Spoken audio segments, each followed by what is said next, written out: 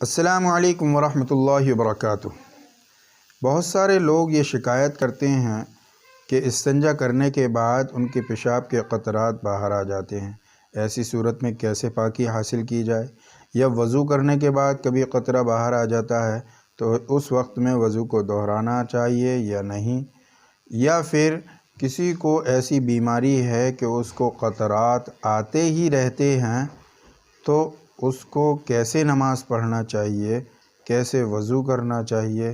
ان تمام مسائل کے جواب ہم آپ کے سامنے آج لے کر آئے ہیں۔ اس سے پہلے اگر آپ نے ہمارے چینل کو ابھی تک سبسکرائب نہیں کیا ہے تو چینل کو سبسکرائب کریں، بیل آئیکن پریس کریں، ویڈیو کو لائک کریں، شیئر کریں تاکہ زیادہ سے زیادہ لوگ علم اور مسائل سیکھ سکیں۔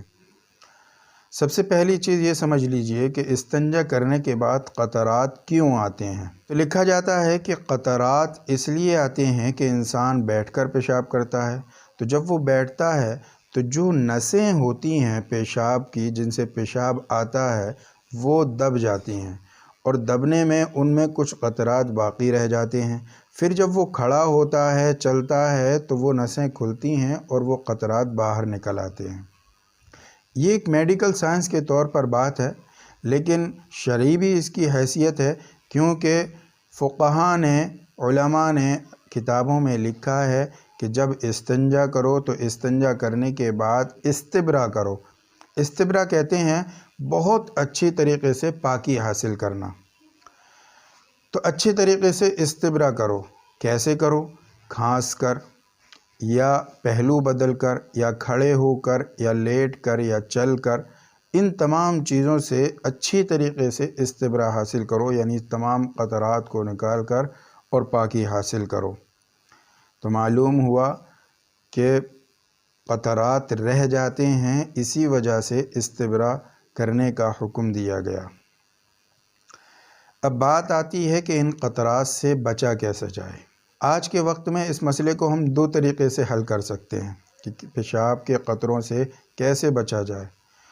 ایک طریقہ تو دیہات کے لیے ہے، اسے شہر والے بھی یوز کر سکتے ہیں، اور ایک طریقہ جو شہر کے لیے ہے لیکن اسے دیہات والے بھی یوز کر سکتے ہیں، اس میں کوئی حرج نہیں ہے۔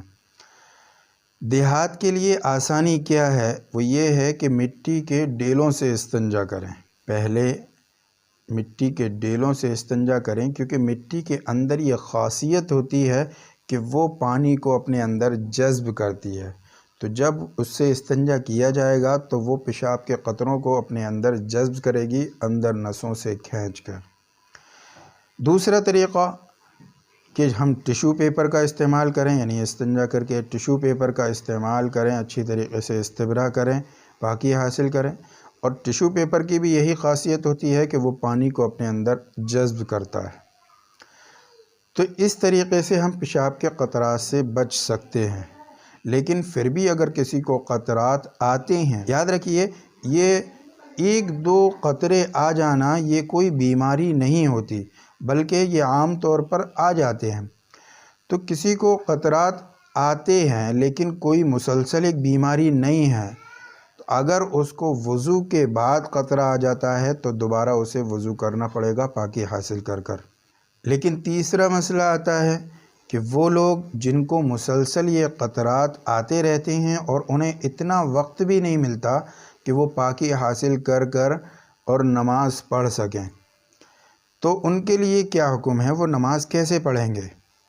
تو ان کے لیے حکم ہے کہ وہ وضو جو کریں گے تو وہ وقت کے لیے وضو کریں گے۔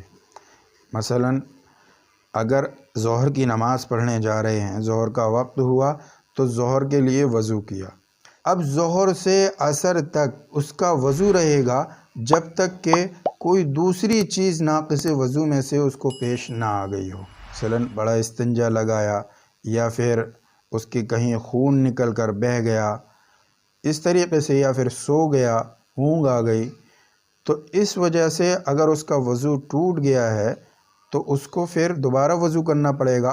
اگر یہ چیزیں نہیں پیش آئی ہیں تو پھر اس کو دوبارہ وضو کرنے کی ضرورت نہیں ہے، بلکہ وہ ظہر سے عصر تک اسی وضو سے جتنی چاہیں نمازیں پڑھے، جتنا چاہیں قرآن پڑھے، کتنے بھی قطرات آتے رہیں اس کا وضو نہیں ٹوٹے گا۔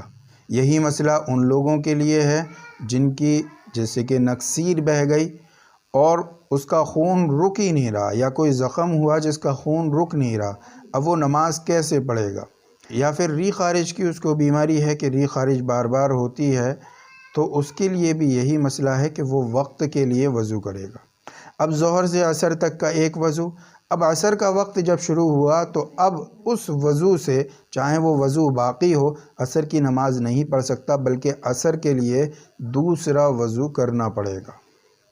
اسی طریقے سے مغرب کا وقت شروع ہوا تو مغرب کے لیے دوسرا وضو کرنا پڑے گا، عشاء کا وقت شروع ہوا تو عشاء کے لیے دوسرا وضو کرنا پڑے گا۔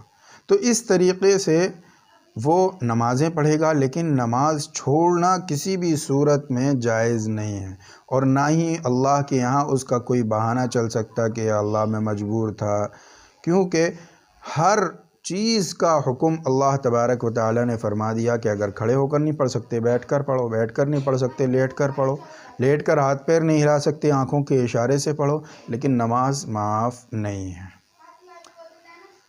تو ان مسائل کو ہمیں سمجھنا چاہیے، اور اگر ہمارے ساتھ کوئی ایسا مسئلہ پیش آ بھی رہا ہے تو ہم اپنے علماء سے رابطہ کریں، علماء سے رابطہ کرنے کے بعد ہم معلوم کریں کہ ہم ایسی صورت میں نماز کیسے پڑھیں گے۔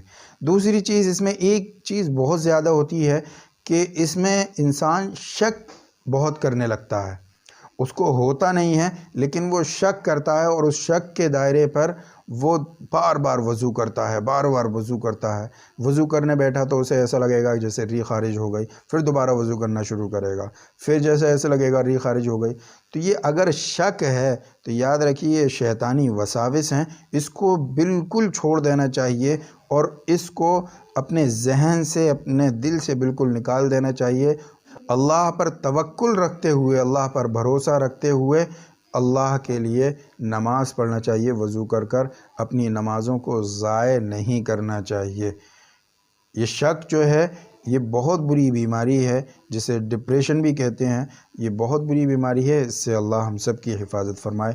اللہ ان تمام مسائل کو سمجھنے کی توفیق عطا فرمائے، ان پر عمل کرنے کی توفیق عطا فرمائے۔ اس کلپ کو زیادہ سے زیادہ شیئر کیجیے تاکہ لوگ اس پر عمل کر سکیں، ان مسائل کو سمجھ سکیں۔ السلام علیکم ورحمۃ اللہ وبرکاتہ۔